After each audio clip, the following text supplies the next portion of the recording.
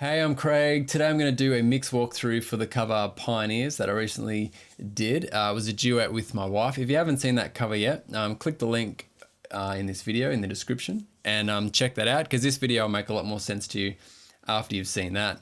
It was a duet. It was very spacious. The mix was quite interesting because of all that space and reverb and stuff that was going on in there. So this will be an interesting little walkthrough for you. So I'm glad you could join me. Let's jump into it, eh?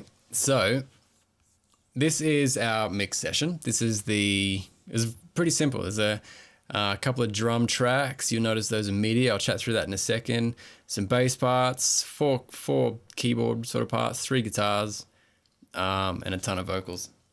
So let's have a look at it first off. This mix was really interesting to how I normally would do a mix, and that's I've kind of worked out a way that works for me. I don't generally mix MIDI. I'll use a lot of MIDI in my music, but I usually export that to audio and then bring it into a separate mix window and then kind of attack it with lots of grouping, drum groups, bass groups, guitar groups, keyboard groups, and then run that to a mix subgroup. So I have a lot of sort of categorizing, and I've got templates that just make that all work and really easy for me. This song, I broke all those rules, all those kind of traditions that I do with the mix to get it happening quickly and sounding good, and something that I like, a process that I know and kind of can rely on. Because as I was writing the parts, as I was putting them in, it was just sounding good straight away. So I thought, what's the point of mixing this out, pulling it into a new window when it already sounds great? So I just put a mix bus at the end, just created a couple of effects buses that I could run to, and just went with it in my tracking window. So kind of the mix came together really quickly. That was because there was a lot of MIDI instruments as well, so they kind of sounded good and didn't need a lot of mixing. It was just a balance sort of job, and then to put our vocals in. So let's start running through it. With the drums, they were just a MIDI drum kit. So I have a verse set and a chorus set, the difference being just a bit of velocity. So I had my virtual drummer hitting the drums harder in the chorus than he was in the verse. Other than that, they're pretty much the same sounds. And for that, I just used Easy Drummer. So I've got this old vintage kit that I used here. And that's what the drum part's on. I'll show you, ready?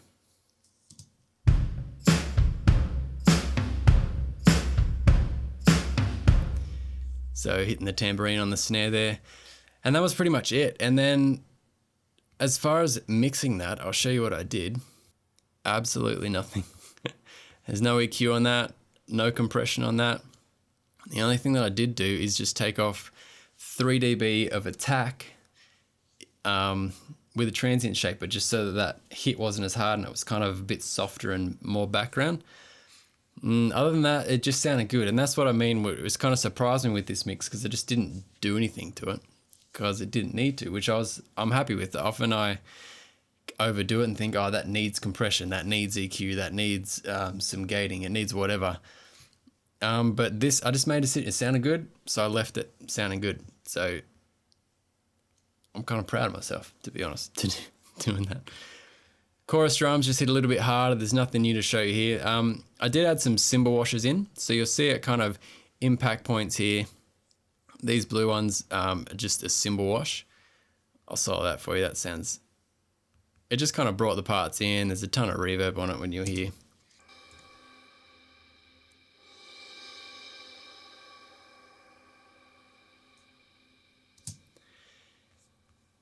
And I put instances of reverb on the actual channel.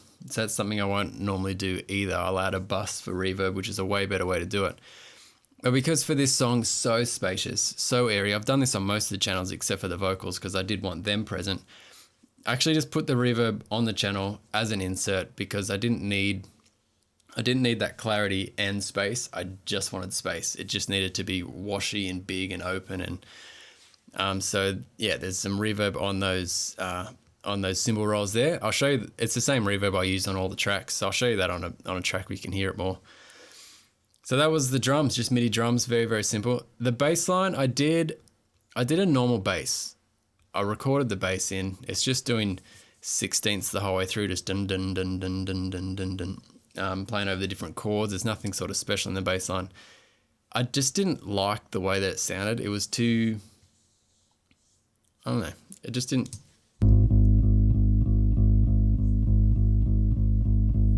Maybe I just struggled to just get the smoothness the whole way through. So I thought I'd try a MIDI bass, and I just thought it was so much better.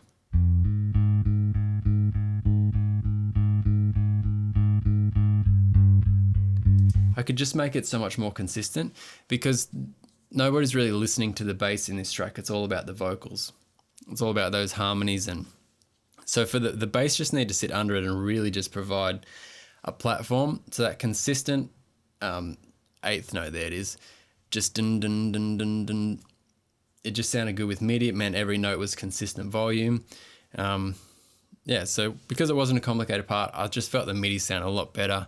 Mucked around a while to get the sound and the sort of articulation that I wanted out of the MIDI bass, which can be difficult, but worked really well. No, and you can see there, I haven't even got an insert on that. So what sounded good in the box sounded good in the mix, which I was really impressed with. So the piano had different parts. It came in and out at different times. You can see it played the intro there, dropped out for my verse, came back in for Jamie's verse, was out for the chorus, then came back in at different parts. So for my piano, I was using Native Instruments, this Alicia Keys piano, and that just sounds like.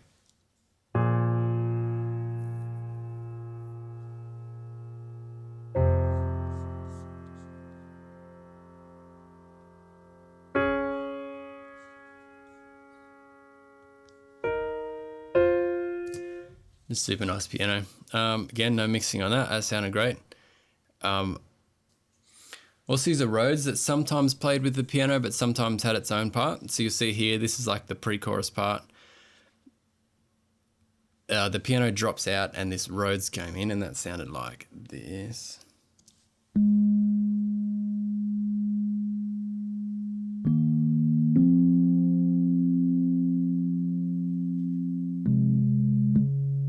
Super warm. Not much reverb on there. And then over the top, playing some melody every now and again, was this music box sound, which is kind of, you can hear it a lot in the mix.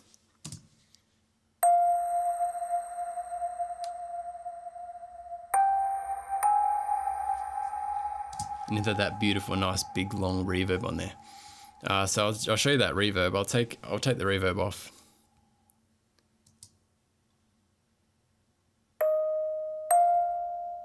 Stick it on.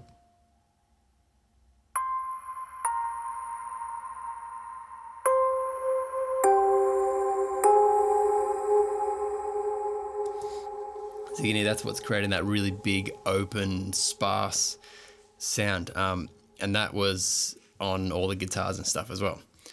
The only other thing with the keyboard that I did, in the last chorus, I put this cool string section in that's just going like kind of pumping.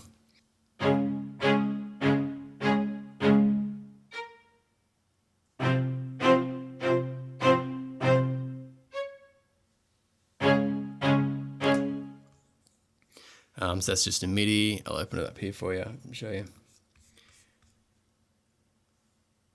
So really basic, just pumping those notes, doing some octave stuff. It's just the 1 and the 5 in there. Yeah, and that's all the keyboard parts that we did. I'm so surprised at this mix. I think because there's those reverbs in there, although so far the only thing that's had the reverb is that music box sound, but it just sounds so full, like there's a bunch of stuff going on, but it's really quite a simple arrangement. So these guitar parts, this is my open guitar chord. So I just played like a chord at the start of each bar.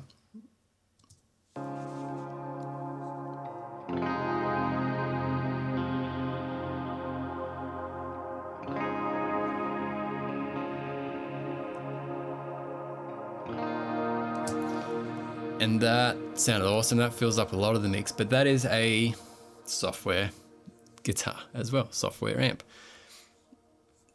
which is something I don't ordinarily do either. I'll use a software amp on occasion, but I usually tend to try and reamp it because I can get a better sound. But this preset just sounded awesome, so I just went with it. Not sure what type of amp that's trying to rip off, but it sounds cool.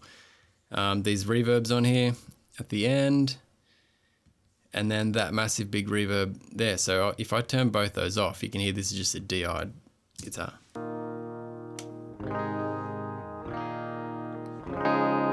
That's with the amp on.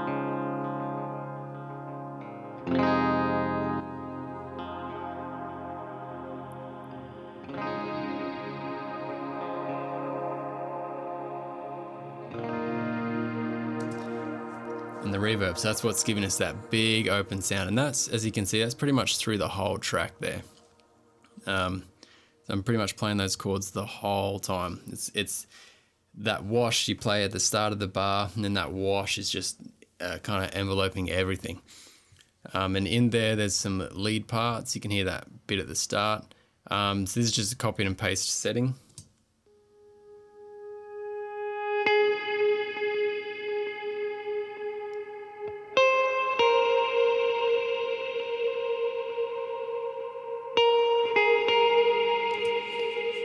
So that, yeah, exactly the same setting as that open thing.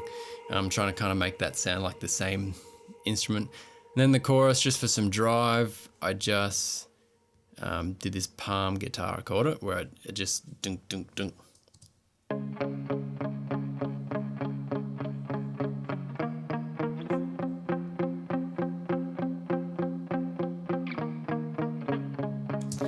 So that has that same amp setting on, but no reverb on that, because that was kind of grounding it, sitting on top of the bass and the drums and just pushing it.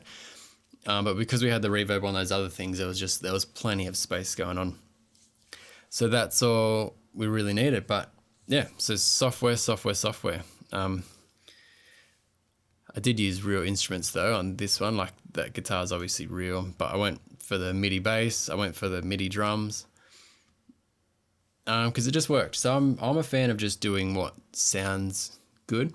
I like using real instruments where I can, and that's why I say I usually reamp with a real amp, because I like the sound of a real amp. So I'll generally go for that because it sounds better. But if the software amp's going to sound better, I'll use that. If the software drum's going to sound better, I'm going to use that. I think the reason that the drums worked as MIDI is because there's not a lot of cymbals in it.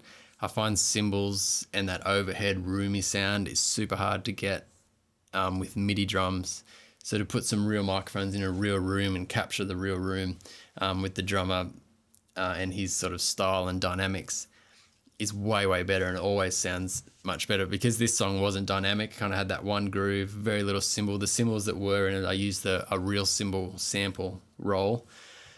So I think that's why MIDI worked in this case. And same with the bass, there was no dynamics or flair to the bass. It was just, so those things just kind of a blanket bottom end groove the whole way through, which is why they worked as MIDI. Let's have a look at the vocals. So that's the main part of this song. Most people are hearing the vocals. There's beautiful harmonies in there. So this whole mix really was about the vocals, and that's why you can see here I've made a vocal bass. The only sends that I'm using are on the vocals. This whole section here, the music, pretty simple mix. The vocals is really what had to sound great in this song, and they did. So first my part. So if I just open up my vocal chain here, I've got some EQ. I basically just pulled out the frequencies that are a bit harsh. You can see right off the bottom end there, bit around 250, which sounded a bit muddy, bit around 500, which is a bit boxy, bit around 1500, which is a bit nasal, and 2.5, which was a bit harsh.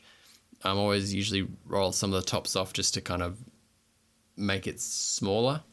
I feel like with tops on vocals, it's really, really open. We created the openness with the reverb, so I didn't need the S's and air sort of adding to that openness. And also ran an exciter on it, which is just harmonic distortion.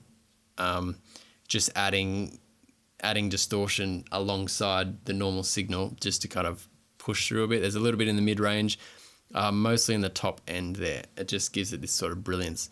So what I'll do is,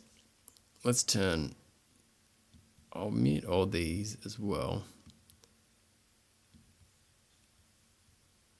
And I'll play this vocal for you and show you what these effects are doing. I'll start with the equalizer.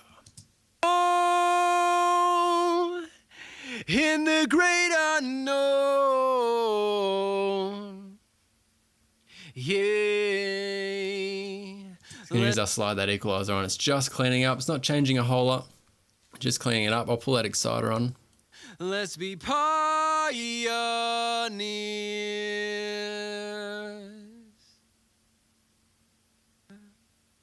Yeah, let's be. It just gives it a little bit more punch, a little bit more drive. So this next part of my vocal chain here, this is it's like a tube preamp emulator. Just makes it a lot warmer. I'll show you that. Build our home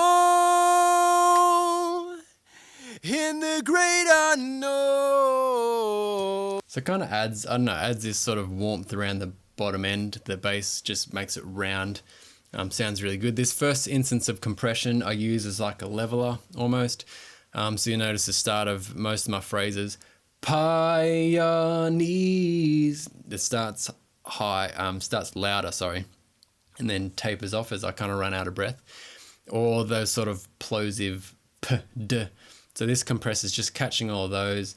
If they're a bit lower, then I can turn the whole thing up and each word has more clarity and more volume rather than each phrase kind of going like that. So you'll see as I turn this on, it's only taken off 3 to 5 dB. Oh, yeah, let's be pioneers. So there's big pa, you can see it really clip on that, but nears when they're not so plosive. It's not doing that much work there. This first round of EQ, just a little bit of highs around 12K, a little bit of presence around 4,000 Hertz. Took out a bit of boxiness around 600 and a bit of boominess maybe around 200. Let's turn that on. Yeah, let's be pioneers and we'll build our home. Yeah, that's just kind of making it come through, just mix a little bit more. This second round of compression is where most of the work's doing, so it's kind of catching almost all the time, and it's bringing through that power and that clarity that we love on compressors. In the great unknown, yeah, let's be pioneers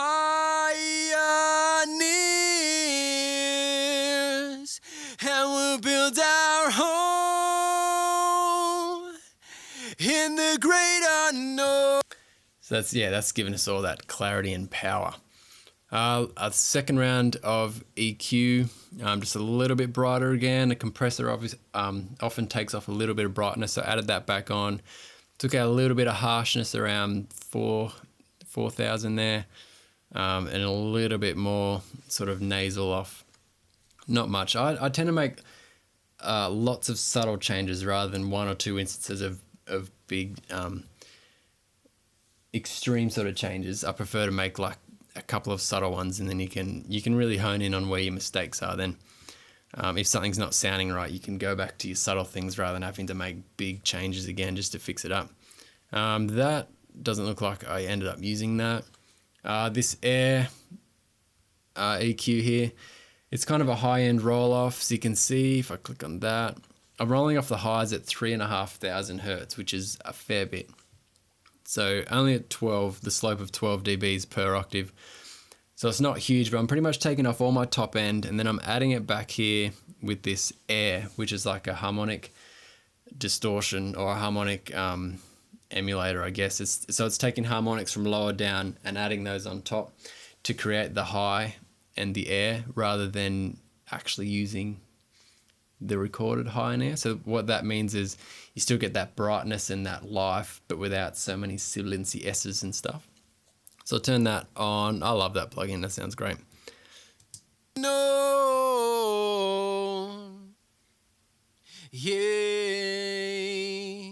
let's be pioneers. That's super subtle because what I've done is where I've taken it off here, I've added it back on there. So it's pretty subtle sound, but what it does to the highs in the overall mix means you can start pulling up your highs and you're not bringing up S's, you're bringing up air. And so yeah, it's really nice. That all went to this vocal bus here, vocals. And within there, if I pull this over, I turned the vocals up because they were pretty quiet. Just added the channel emulation on there. So that's an emulation of a nice warm analog desk.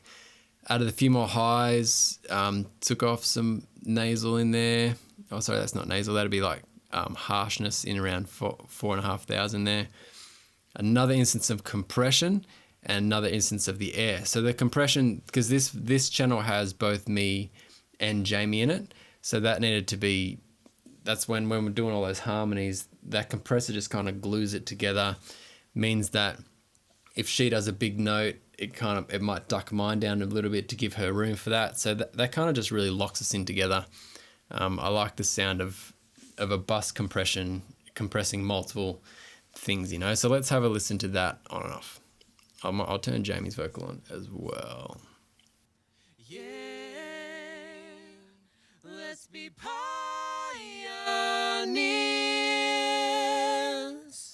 and we'll build our home in the great unknown. Yeah. So that's where a lot of the work, you can hear it's louder. Added this trimmer at the start is actually giving it about 8 dB extra volume, just so that these compressors and stuff are working a bit harder. But this is where I've done more drastic sort of movements. Kept it subtle and nice on our individual channels, and then kind of as they came together, got that sound of them working together. Let's now check out the last thing I did on the vocal chain. That's a de-esser. That's pretty standard. This magneto is another tape distortion. So I really liked the sound of this. I'll put that on. Let's be pioneers,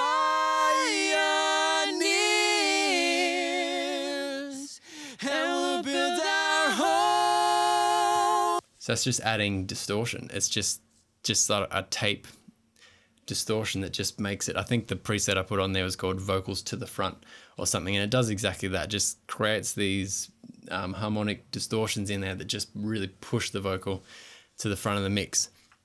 So that's pretty much my vocal chain. And then the other things that we put on was a ton of reverb. So I started with, let's turn these ones off. Oh, before reverb, sorry, this parallel compression. We love parallel compression on a vocal. In the great unknown. So what that is a super harsh compressor. Let's have a look at what it's doing here. There's some harmonic distortion in there as well. A little bit of EQ pulling.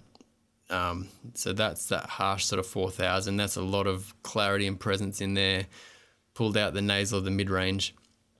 And then it's compressing quite hard. You'll see these needles. Yeah. Up to 12 dB. Let's be up to 12 dB of compression on that. But you're running that parallel. So you've got your normal channel, nice and dry and clean, and then this super compressed one is just coming in underneath it. So any sort of quiet words or something that might sneak through in that channel is being well and truly picked up by that. So it just gives this nice, balanced, powerful thing. We can hear when I turn that on, it just sounds like this glue and this power's come up from underneath it.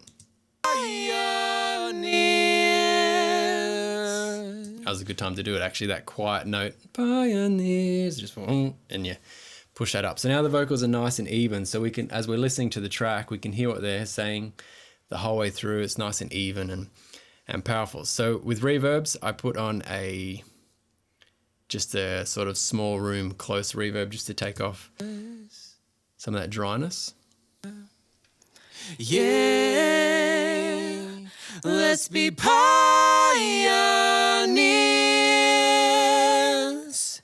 and we'll build our home. Not doing a whole lot there, just a subtle, just kind of gives it a bit of roundness, takes it out of that vocal booth and puts it into a room. The next thing is a delay. So this is a pretty short delay. It's kind of making it wider. It's almost like a slap back delay. Just kind of emulating that there's walls, there's a space around us that our brains kind of relate to. Makes it sound a lot more natural when it feels like it's in an actual room. So you can hear, you should be able to hear what I mean. In the great unknown, yeah, let's be pioneers. Here we can now hear it coming from more than one place. It's kind of around us. Yeah, it puts us in that room. And then this is the big vocal wash, I called it, which is that reverb that I kind of used on some of the other tracks as well, just to give us that open, wide, big sound. And we'll build our home in the great unknown. Yeah. And that gave that open wash. Wash is a perfect name for it. So yeah, that's how we made the vocal sound. And because I could run that on a parallel bus, it meant their vocals were nice and clear. I wanted them to be in your face, nice and up front. That's what everybody's listening to. That's what the video is all about. It's watching us sing. So that needed to be up front, but then also to be spacious and kind of open like that, it needed that reverb on there. So we run one big dry one and then a secondary parallel wet sort of washy sound that kind of sat in behind and just emptied it all out. Whereas with these instruments, like the guitars and stuff where I put the reverb on the channel, I didn't want any clarity. I wanted that to be pushed out and that just to be part of the wash, which is why I put the reverb on that channel. But for vocals, run it on a separate channel so you've got dry and wet both at the same time. So that's pretty much my mix. I'll play you a bit of the song here at the end just to refresh your memory, but maybe you go back and check out that video again. Now that you've seen a bit of this happen, maybe you can listen out for some things. So here's a final mix. Yeah, let's be pioneers,